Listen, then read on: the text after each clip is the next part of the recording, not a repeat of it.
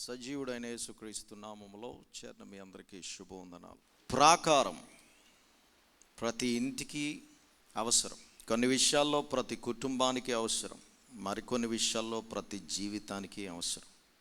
ఈ దినాల్లో దేవుని బిడ్డల మీద అపవాది చేస్తున్న దాడులు చాలా క్లియర్గా కనపడతా ఉన్నాయి దాదాపు ప్రతి ఒక్కరికి. అది వ్యక్తిగత జీవితాల మీద దాడులు, కుటుంబాల మీద దాడులు, విశ్వాసుల మీద దాడులు, ఇంకా విపరీతంగా దేవుని సేవకుల మీద దాడులు. ఈ రోజుల్లో ఇది పెరిగిపోవడానికి కారణాలు చాలా ఉండొచ్చు, కానీ వాక్యానుసారం నేను గుర్తిస్తున్నటువంటి కారణం ఏంటనంటే ప్రాకారం లేకపోవడమేనేమో. వాళ్ళని భద్రపరిచేటువంటి ప్రాకారం లేకపోవడం కారణంగానేమో అపవాది ఆ ఇంట్లోనికి, అపవాది ఆ కుటుంబంలోనికి, అపవాది వాని జీవితంలోనికి, అపవాది ఆ సంఘంలోనికి వెళ్ళి విచ్చలవిడిగా విచక్షణారహితంగా కూలగొట్టేస్తూ ఉన్నాయి జీవితాలని. దేవుని బిడ్డలారా, భద్రత అవసరం. ప్రకటన గ్రంథంలో పరిశుద్ధాత్మ దేవుడు వ్రాయించిన మాటలో అపవాదికి సమయం కొంచెము గనుక వాడు మహా ఉగ్రత, చాలా కోపముతో భూమి మీదకి దిగి వచ్చాడు అనే మాట కనపడతాం. అంటే ఆల్రెడీ వాడు భూమి మీద ఉన్నాడు, అదే ఉగ్రత, అదే కోపంతో వాడు పనిచేస్తూ ఉన్నాడు. కాబట్టే ఏర్పరచబడిన వారిని కూడా వాళ్ళు నిలవబడినటువంటి పాదాలను పట్టుకుని వేళ్లతో సహా లాగేస్తూ ఉన్నాడు. అర్ధాంతరంగా జీవితాలను అమాంతంగా ప్రాణాలను మింగేస్తూ ఉన్నాడు. క్రైస్తవులారా జాగ్రత్త. ఎవడో కొడతాడని, ఎవడో ఏదో అంటాడని, ఎవరో ఏదో చేస్తారని కాదు. క్రైస్తవులు ఎందుకు జాగ్రత్త అంటే వారి విరోధి అయిన అపవాది తీవ్రమైన ఆగ్రహంతో పడుతూ ఉన్నాడు బ్రతుకుల మీద. ప్రాకారం ఉన్నదా? ప్రాకారాలు కట్టుకుంటున్నారా?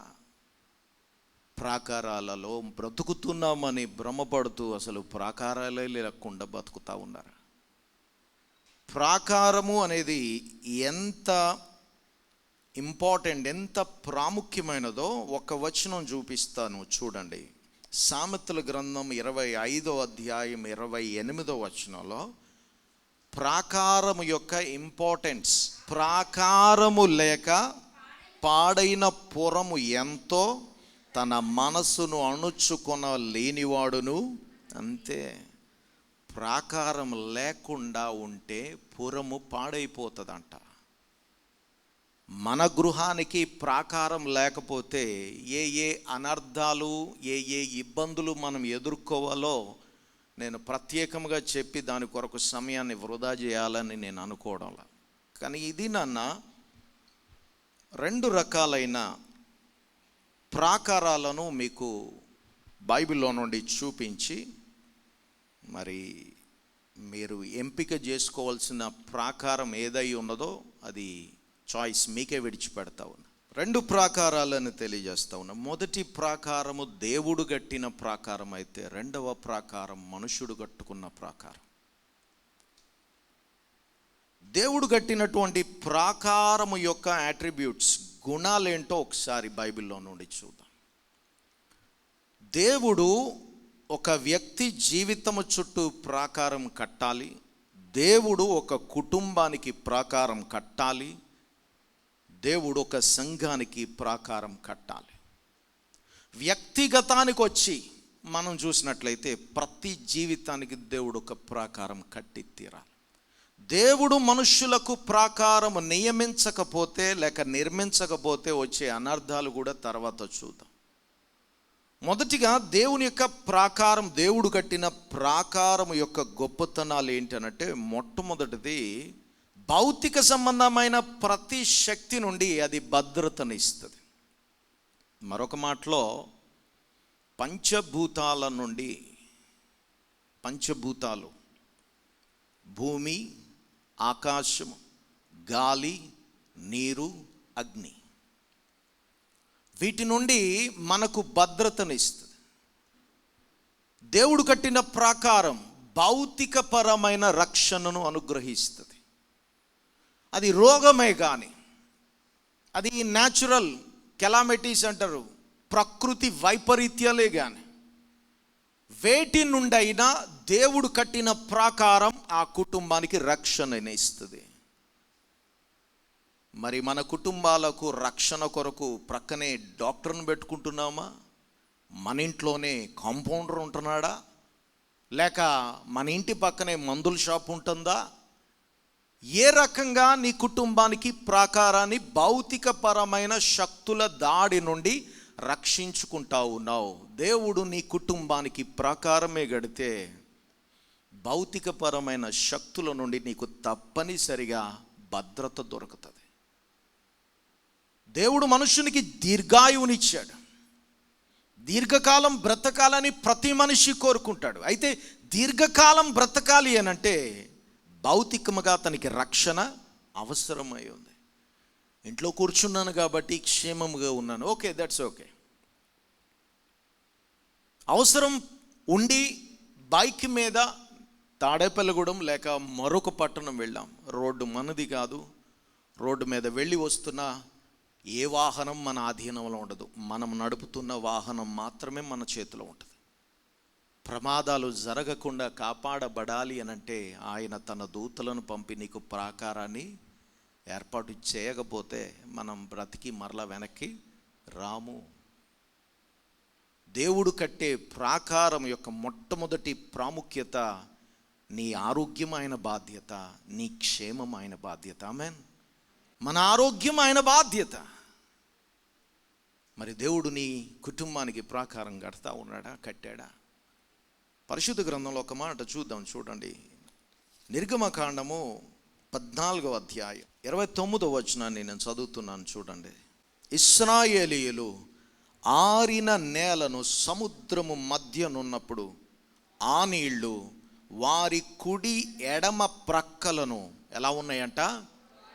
గోడవలే ఉన్నాయి. సృష్టికర్త అయినటువంటి వాడు ఎర్ర సముద్రాన్ని 2 పాయలు చేసి ఆరిన నేలను తన ప్రజలను నడిపించుకుంటా ఉన్నాడు. ఆరిన నేల కనపడగానే ఇశ్రాయేలీలందరూ కూడా లక్షల మంది వారి పశు సంపద, పక్షులు, వారికి ఉన్న వస్తువులు, వారికి ఉన్న బండ్లు ఆరిన నేలను తోసుకుంటూ తీసుకుంటూ నడుచుకుంటూ వెళ్ళిపోతూ ఉన్నారు. మధ్యకు వెళ్ళిన తర్వాత ఇలా చూస్తూ ఉంటే నీరెలా ఉందంట? దేవుని బిడ్డలారా, దేవుని నమ్మిన వారికి సమస్త విషయాలు అనుకూలింపజేయబడతాయని పరిశుద్ధాత్మ దేవుడు రోమపత్రికలో వ్రాయించాడు. నీరు గోడగట్టడం ఏంటి? గడ్డగడితే పోనీ ఒకవేళ సాలిడ్ స్టేట్లో ఉన్నది అని అనుకోవచ్చు. ప్రవహిస్తున్న నీరు గోడ వలె నిలిచిపోయింది అని మరొక వచనంలో 22వ వచనము చివరి భాగంలో ఆ నీళ్లు వారి కుడి ఎడమ ప్రక్కలను వారికి గోడ వలె నుండెను. 2 సార్లు ఈ మాట వ్రాయబడింది. గమనించండి, ఇశ్రాయేలీలకు దేవుడు ఏం చేశాడంట? ప్రాకారాన్ని నిర్మించాడు. శత్రువులు వారి దరి చేరకుండా, ఐగుప్తీయులు ఫరో రాజు సైనికులు వారిని అంటకుండా దేవుడు వారికి ప్రాకారాన్ని నిర్మించాడు. ఆ ప్రాకారం మనుషులు కట్టే ప్రాకారం కాదు. ఆ ప్రాకారం మనుషుని ఊహకు అందని ప్రాకారం. నీరు గోడవలె నిలిచి ఇశ్రాయేలీలకు ఆ ప్రవాహము మీద పడకుండా కాపుదలనిస్తా ఉంది. ఇశ్రాయేలీలను ఆ రీతిగా భద్రపరిచి నడిపించిన వాడు నీ ఆరోగ్య విషయంలో అంత ఉదాసీనంగా ఉంటాడా? అంత నిర్లక్ష్యంగా ఉంటాడా? నీ కుటుంబ క్షేమ విషయంలో, నీ బిడ్డల భవిష్యత్తు విషయంలో దేవుడు అంత నిర్లక్ష్యంగా వ్యవహరిస్తాడా? దేవుని బిడ్డలారా, మనం నేర్చుకోవాల్సిన, తెలుసుకోవాల్సిన విషయం ఏంటంటే దేవుడు మన కుటుంబానికి ప్రాకారం కట్టాలి. ఆయన అడగాలి, ఆయన వాక్యానుసారం బ్రతకాలి. మనం ఎప్పుడైతే ఆయన ప్రాకారములో ఉంటామో భౌతికపరమైన ప్రతి విధమైన దాడి నుండి మనం మినహాయింపు పొందుతాం, క్షేమాన్ని కలిగి ఉంటాం. ఏ విధముగాను కూడా ప్రమాదంలో పడే అవకాశం లేదు. ఇశ్రాయేలీలను ఎర్ర సముద్రం మధ్యగా నడిపిస్తూ నీరు వారి మీద పడకుండా వారిని భద్రపరిచాడు. మీరు తర్వాత జరిగినటువంటి కార్యాన్ని వచనాలలో చూస్తే ఇశ్రాయేలీలు నడిచి వెళ్ళిపోతూ ఉన్నారు.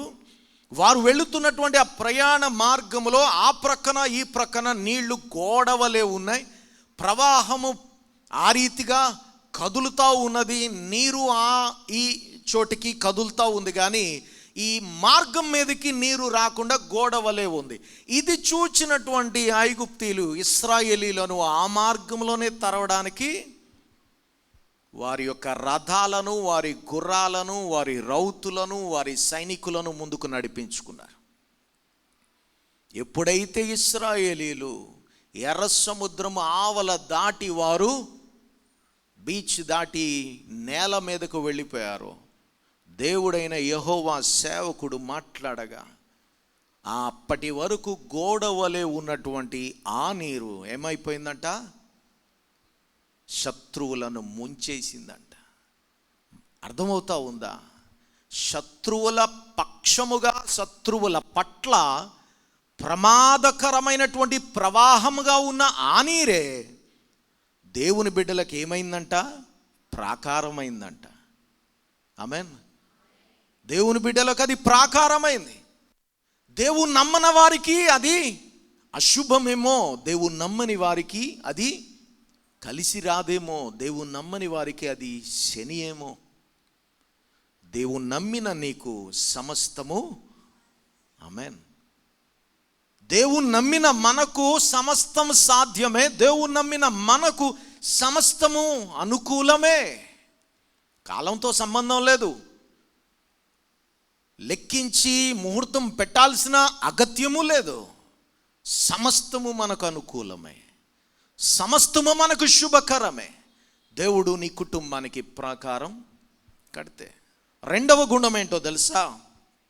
మన శత్రువుల నుండి మనలను తప్పించగలదు దేవుని ప్రాకారం. మన శత్రువులు, చిత్రం ఏంటనంటే, మనం ఎవరికైనా అపకారం చేస్తే వారు మనకి శత్రువులు అవడం అక్కడ న్యాయబద్ధమైనటువంటి కారణం ఉంటుంది. కానీ ఎవరిని ఏం చేయకుండా కూడా మనం ఇంట్లోనే ఉండి ఎవరిని ఏమనకుండా కూడా మనం శత్రువులను పోగేసుకునేటువంటి దౌర్భాగ్యకరమైన పరిస్థితి ఈ దినాల్లో ఉంది.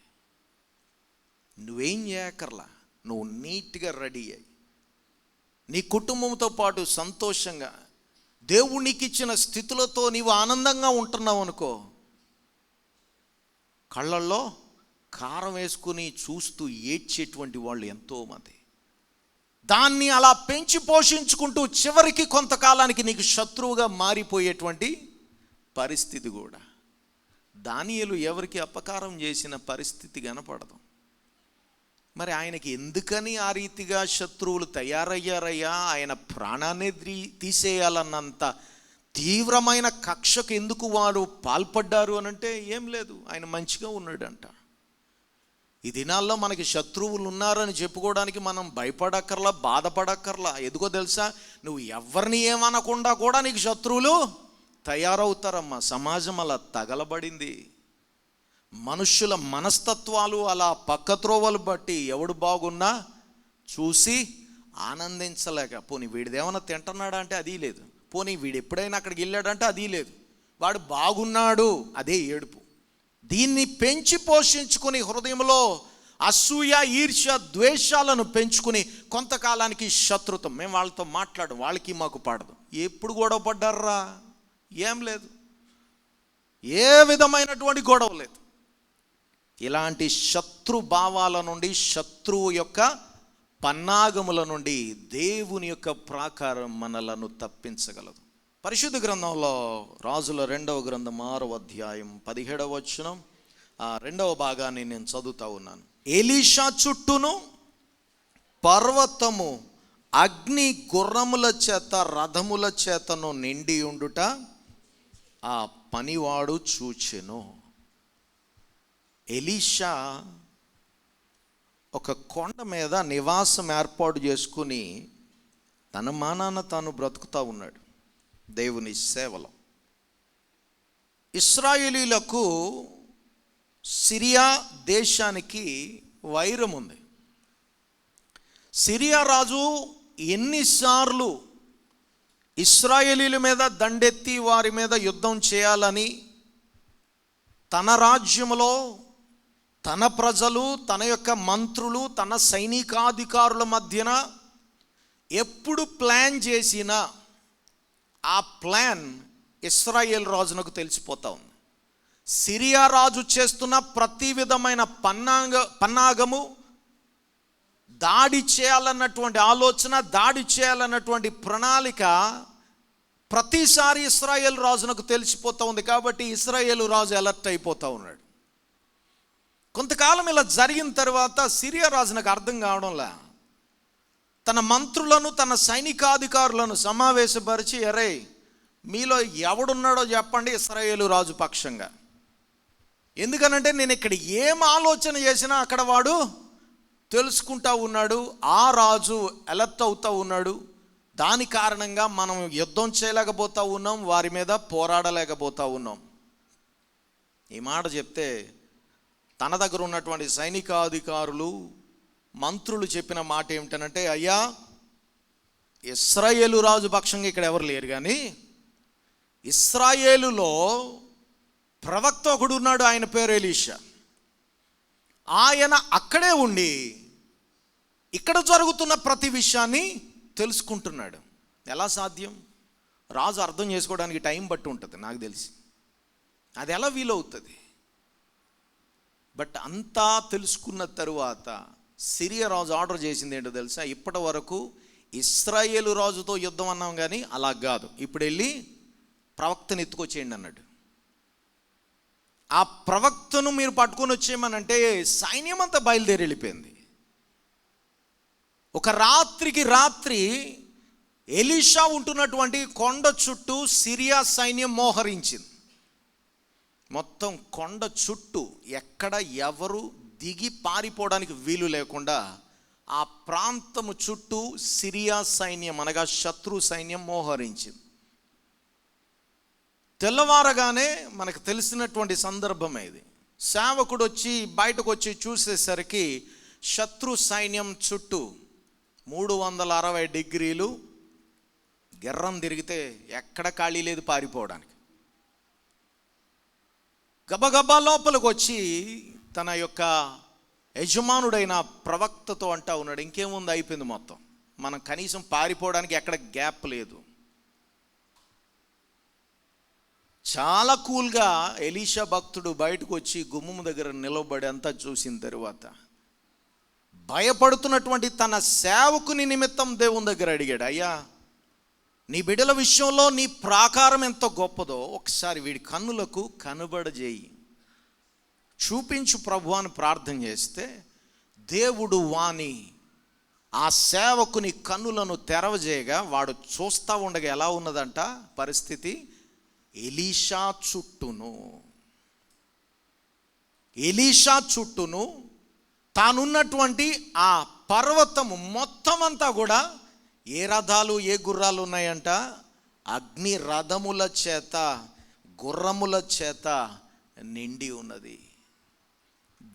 దేవుని యొక్క సైన్యము తన సేవకునికి ప్రాకారం అయిపోయింది అని అంటే ఆలోచన చేయండి. మట్టివాడికి మహిమ కలిగిన వాడు ఎంత ప్రాధాన్యత ఇస్తూ ఉన్నాడు.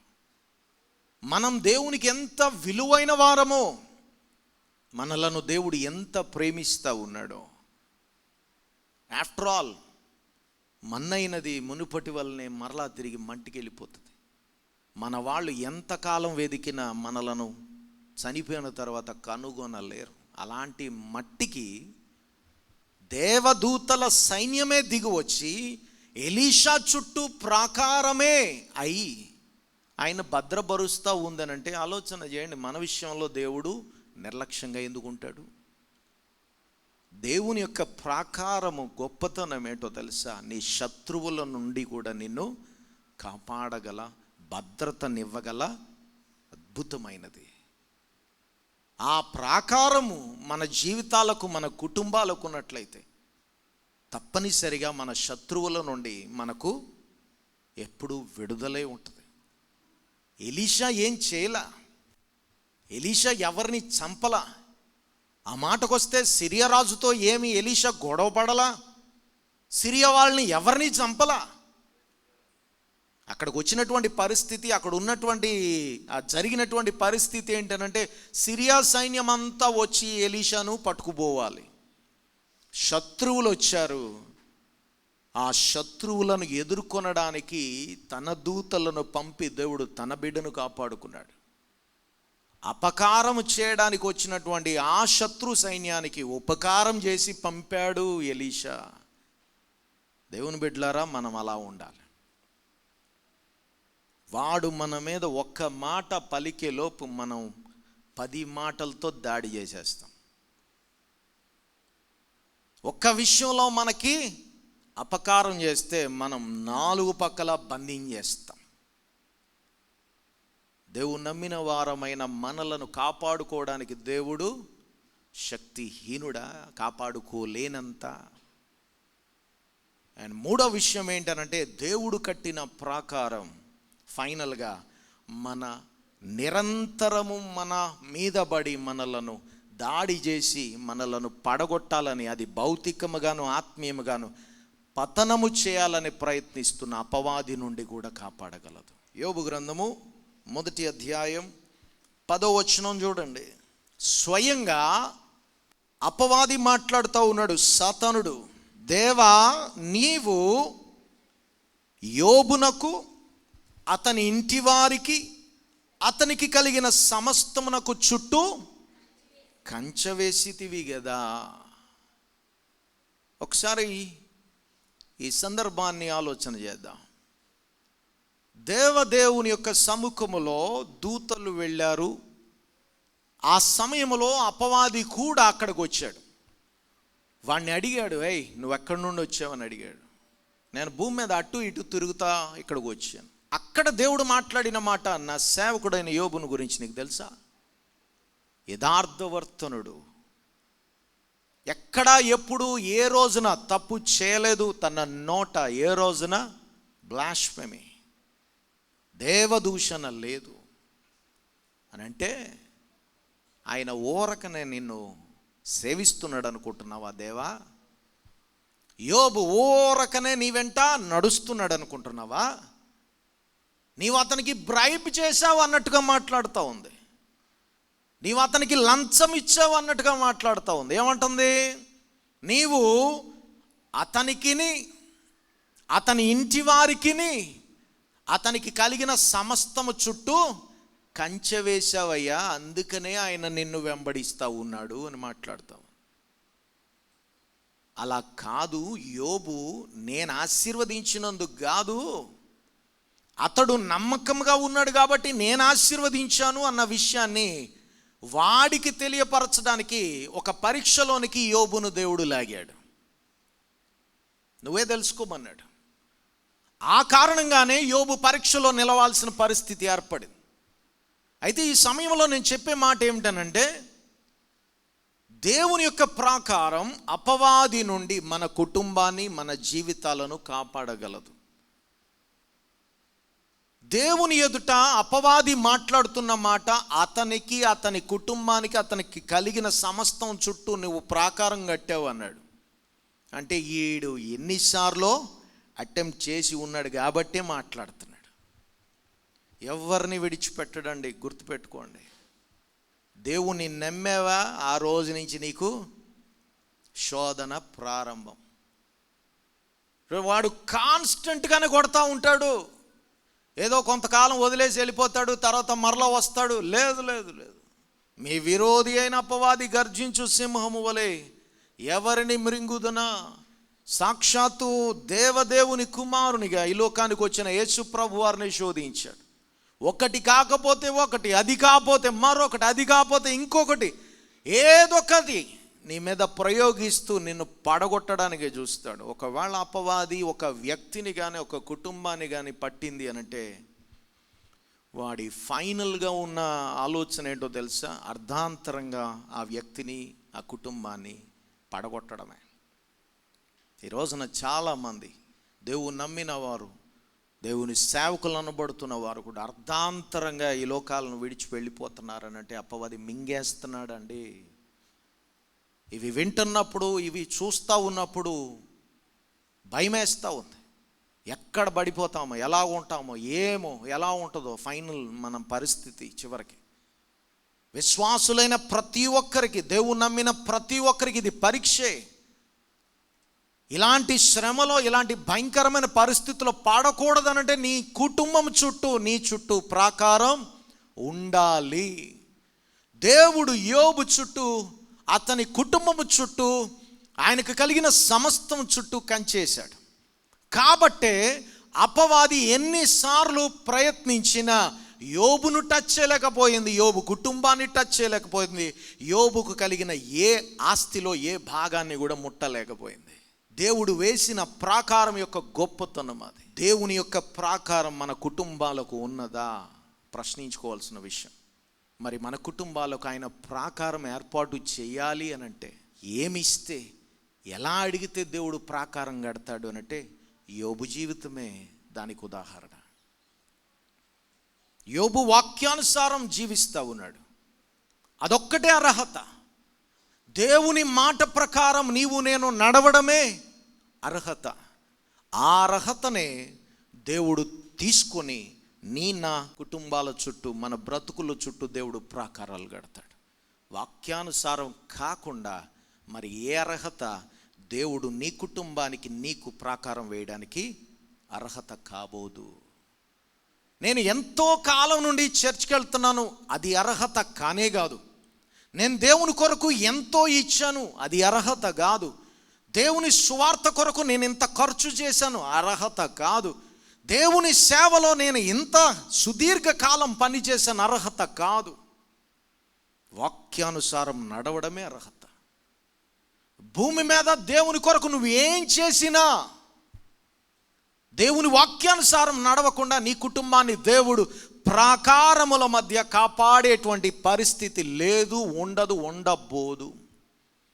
ఆయన తన మాటను దాటి ఏది చేయడు. కాబట్టి గమనించండి, మన కుటుంబాలకు దేవుడు ప్రాకారం ఇస్తే ఎంత భాగ్యం. దేవుడు మన కుటుంబాలకు ప్రాకారం కట్టాలి అనంటే వాక్యానుసారం నడవడమే శరణ్యం. అంతకుమించి వేరే మార్గం లేదు. సో ఇప్పుడు రెండో విషయం ఏంటనంటే మనుష్యుడు కట్టుకున్న ప్రాకారం. ఇది ఎంత గొప్పదో ఒకసారి చూద్దాం. ఈ దినాలలో చాలా ప్రాకారాలు, మనుషులు కట్టుకునే ప్రాకారాలు కనపడుతూ ఉన్నాయి. ఎలాంటి ప్రాకారాల్లో చెప్పిన ఉదాహరణకి, అధికారముతో కట్టుకున్న ప్రాకారం, ధనముతో కట్టుకున్న ప్రాకారం, బలముతో కట్టుకున్న ప్రాకారం, యవ్వనము అనే దానితో కట్టుకున్న ప్రాకారం, అండ్ విద్య, వీటన్నిటితో ప్రాకారాలు కట్టుకుంటా ఉన్నారు. వాళ్ళు కట్టుకుంటున్న ప్రాకారాలు వాళ్ళ కళ్ళ ఎదుట కుప్పగూలిపోతూ ఉంటే చూడడం తప్ప మరి ఏమీ చేయలేని పరిస్థితి. దేవుని నమ్మినటువంటి వారు కూడా గవర్నమెంట్ ఉద్యోగం అయితే స్థిరంగా ఉంటుంది కాబట్టి దానికైతే బెటర్, లేక మంచి ఉద్యోగం అయితే వీళ్ళ జీవితాలు బాగుంటాయి కాబట్టి ఆ సంబంధానికి వెళ్ళిపోవడం బెటర్. లక్షల్లో సంపాదిస్తాడండి కాబట్టి నా కూతురు లేక నా కొడుకు లేక నా కోడలు లేక నా మనవలు మనవరాళ్ళు సూపర్ బతుకుతారు. దేవుని బిడ్డలారా, గవర్నమెంట్ ఉద్యోగాలు కూడా కొన్నిసార్లు పాల్పడిన పనికి మాలిన పరిస్థితుల కారణంగా పోతా ఉన్నా, ఊడిపోతూ ఉన్న సంగతులు, సందర్భాలు మనం వినకుండా ఉంటున్నామా? టీవీల్లో చూడకుండా ఉంటా ఉన్నామా? వేలకు వేలు, లక్షలకు లక్షలు సంపాదిస్తున్నటువంటి ఆ ఎంఎన్సి మల్టీనేషనల్ కంపెనీస్లో ఆ కంపెనీ బోర్డు తిరగేసేస్తే రావాల్సిన జీతం పక్కన పెట్టు, నీవు దానిని ఆధారం చేసుకుని చేసిన అప్పులు నీ పీకల మీద పడితే ఏంటి? మనుష్యుడు కట్టుకున్న ఏ ప్రాకారం అతన్ని క్షేమముగా ఉంచలేదు. బైబిల్ చెప్తా ఉన్నది సామెతల గ్రంథంలో చూడండి 18వ అధ్యాయం 11వ వచనం. ఇక్కడ ధనవంతుడు అనే మాటతో ప్రారంభమైంది. ఆ ధనవంతుడిని తీసివేసి ఏం పెట్టుకున్నా కానీ మనుష్యుని యొక్క ప్రాకారం యొక్క గొప్పతనం ఏంటో మనకు అర్థమవుతుంది. ధనవంతునికి వాని ఆస్తి ఆశ్రయ పట్టణము, వాని దృష్టికి అది ఎత్తైన ప్రాకారం. వాడు సంపాదించిన ధనము వానికి ప్రాకారం అంట. మైకేల్ జాక్సన్ గురించి మీకు తెలుసు, పాప్ స్టార్. ప్రపంచమంతా వాడి పేరు చెప్తే చనిపోయి ఎంతకాలమైనా కానీ ఇప్పటికీ కూడా ఒకసారి ఇది మనసుల్లో తళుక్కున మెరిచేటువంటి ఒక అద్భుతమైన వ్యక్తి. వాడు 150 సంవత్సరాలు బతకాలన్న ఒక ఎయిమ్తో పనిచేశాడు. 150 సంవత్సరాలు, 12 మంది డాక్టర్లు తన ఎస్టేట్లోనే. తను చేసేటువంటి ఎవ్రీడే ఎక్సర్సైజ్ని మానిటర్ చేయడానికి 4, నిరంతరము అతను చేసేటువంటి ఎక్సర్సైజ్ని మానిటర్ చేయడానికి 4. తన ఫుడ్, తాను తీసుకునేటువంటి ఆహారాన్ని డైరెక్ట్గా కిచెన్లోంచి అతని టేబుల్ మీదకి కాకుండా కిచెన్లో నుండి ల్యాబ్కి వెళ్ళి ల్యాబ్ నుంచి అతని దగ్గరకు వచ్చేది. టెస్ట్ చేసిన తర్వాతే తినేవాడు. ఎక్కడికి వెళ్ళినా అదే పద్ధతి.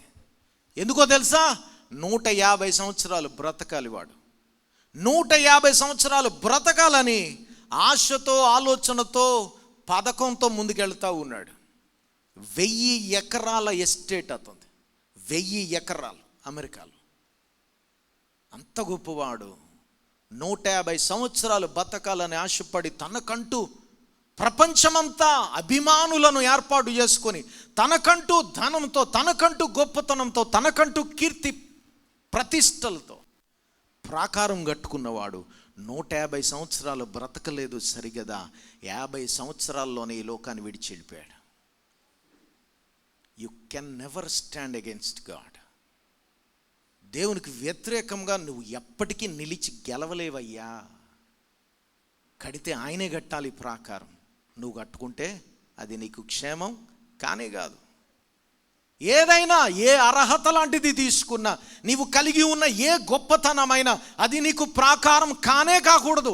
దేవుడిచ్చిన ఆశీర్వాదమే అవ్వాలి తప్ప అది నీకు ప్రాకారం అయితే, ఇదే నాకు ఆస్తి అండి, ఈ ఉద్యోగమే మా కుటుంబానికి ఆధారం అండి, లేక ఈ ఆస్తి వరకే, లేక ఇదే, లేక ఈ వ్యక్తే, లేక ఈ సందర్భమే, లేక ఈ ప్రాంతమే పరిమితం అయిపోవద్దు. దేవుని విడిచి నువ్వు దేన్ని ప్రేమించిన విగ్రహారాధన అవుతా ఉంది. దేవుడు నిన్ను అసహించుకునేటువంటి పరిస్థితి. 150 సంవత్సరాలు బతకాలనుకున్నవాడు 50 సంవత్సరాలకి ఈ లోకాన్ని విడిచి వెళ్ళిపోయాడు. దేవుడు ప్రతిసారి మనుషునికి జ్ఞాపకం చేస్తూ ఉంటాడు. హూ ఈజ్ ఇన్ఛార్జ్ అడుగుతూ ఉంటాడు. ఎవడురా ఇన్ఛార్జ్గా? ఎవడున్నాడు చెప్పు? నువ్వా, నేనా?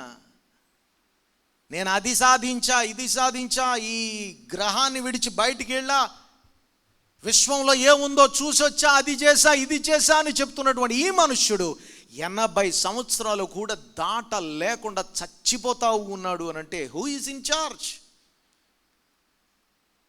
ఈ లోకంలో ఉన్న ప్రతి పరిస్థితి మీద ఆధిపత్యాన్ని చూపిస్తున్నానని చెప్తున్న మనుషుడు తన వయస్సులో, తన ఆయుష్ విషయంలో ఏమీ చేయలేక అలెగ్జాండర్ ది గ్రేట్ చేతులను బయటికి విడిచిపెట్టి ప్రపంచంలో 3 అంతులు నా శక్తి బలముతో, నా సైన్యముతో జయించిన నేను చచ్చిపోతూ ఏం పట్టుకుని వెళ్ళట్లేదయ్యా అని ఒట్టి చేతులతో పోయాడండి.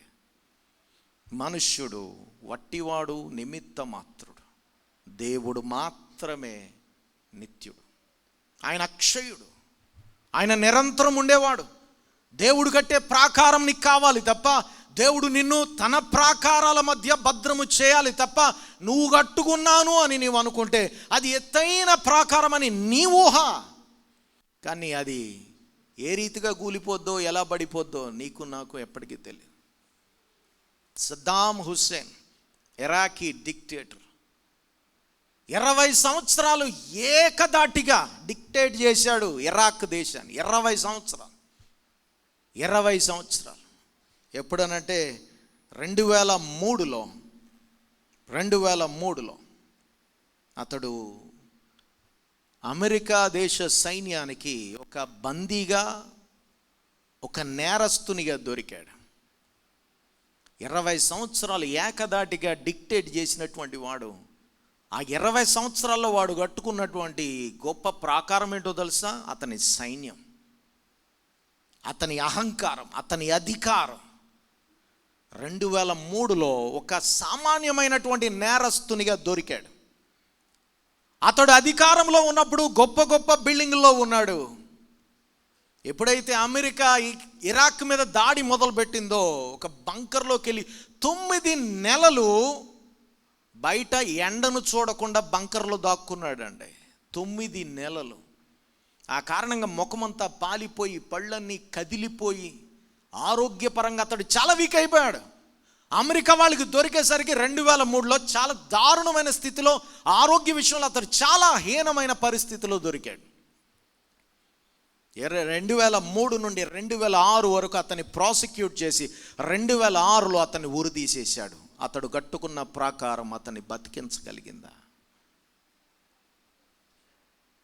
ముమ్మర్ గడాఫీ, ఇతడు లిబియాని పరిపాలన చేసినటువంటి వాడు. ఏకదాటిగా 42 సంవత్సరాలు పరిపాలన చేశాడు గడాఫీ. ఇతన్ని కొలోనల్ గడాఫీ అని కూడా అంటారు. లిబియాని పరిపాలన చేసి 42 సంవత్సరాలు. ఇతడుకున్న ప్రాకారం ఏంటో తెలుసా? ఇతనుకున్న గొప్పతనం ఏంటో తెలుసా? తన అధికారమే.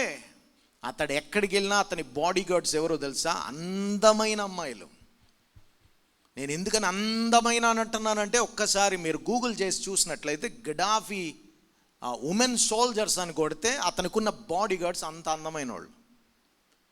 ఏ దేశానికి వెళ్ళినా కానీ వాళ్ళని తీసుకునే వెళ్ళేవాడు. అతడు ఒక ప్రత్యేకం. 42 సంవత్సరాలు ఏకఛత్రాధిపత్యం. ఏమైందయ్యా?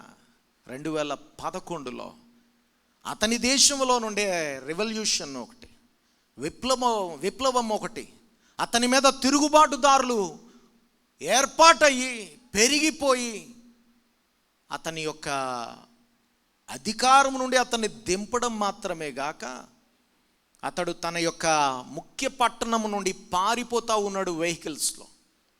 ఈ విషయం విప్లవగారులైనటువంటి తిరుగుబాటుదారులకు తెలిస్తే ఆ కాన్వాయ్ని మొత్తం ఆపేసి గడాఫీని పట్టుకుంటే, గడాఫీ పారిపోయి ఆ ఎడారిలో ఒక డ్రైన్ పైప్లో, సిమెంట్ డ్రైన్ పైప్లో దాక్కున్నాడు. 42 సంవత్సరాలు డిక్టేటర్గా వర్క్ చేసిన వాడు డ్రైన్ పైప్లో, సిమెంట్ పైప్లో దాక్కుంటే ఈ తిరుగుబాటుదారులు వెళ్ళి లాక్కొని వచ్చి ఎరగొట్టేశారు. కొట్టి కొట్టి కొట్టి కొట్టి గన్తో షూట్ చేసి చంపేశారు. అది మీకు యూట్యూబ్లో కూడా దొరుకుతుంది. ఎందుకు ఈ మాట చెప్తున్నాను తెలుసా? మనిషే, దేవుడే మనకు కట్టాలి ప్రాకారం. సో మన జీవితాలు, మన కుటుంబాల విషయంలో శ్రద్ధ తీసుకుందాం. వ్యక్తిగత జీవితాల నిమిత్తమై కూడా శ్రద్ధ కలిగి ఉందాం. దేవుడు తన కృపను బట్టి మనకు, మన కుటుంబాలకు తన ప్రాకారం ఇచ్చి భద్రపరచునుగాక. ఆమేన్. ప్రార్థన చేసుకుందాం. స్తోత్రములు దేవానికి వందనాలయ్యా. ఈ దినమున మీరు మాతో మాట్లాడిన ప్రతి మాటకై వందనాలు. నీ ప్రాకారము భౌతిక సంబంధమైన శక్తుల నుండి, నీ ప్రాకారము మాకున్న శత్రువుల బలము నుండి, నీ ప్రాకారము అపవాది యొక్క అధికారము నుండి మమ్మలను భద్రముగా కాపాడగలదయ్యా దేవా. మరి ఆ ప్రాకారము మేము కలిగి ఉండాలని ఆశపడుతూ ఉన్నాం. ఆ ప్రాకారములోనే మేము జీవించాలని కోరుకుంటూ ఉన్నాం. మరి నీ వాక్యానుసారం నడవడం తప్ప ఆ ప్రాకారంలో మేము ఉండడానికి మరొక అర్హత, కారణం, అవకాశం అయితే లేదు దేవా. మరి మనుషులు కట్టుకున్న ప్రాకారాలు ఎంత సులువుగా కూలిపోయాయో, కూలిపోతా ఉన్నాయో మేము చూస్తూ ఉన్నాం. కనికరం గల దేవా, ఈ దినమున వాక్యం విన్న ప్రతి కుటుంబానికి, ప్రతి వ్యక్తికి నీ ప్రాకారం ఇచ్చి వారి చుట్టూ నీ ప్రాకారమును కట్టి ఇహపరలోకాల భాగ్యాన్ని, ఆశీర్వాదాన్ని అనుభవించే ధన్యతనిమ్మని యేసు నామమున అడుగుచున్నాం తండ్రి. ఆమేన్.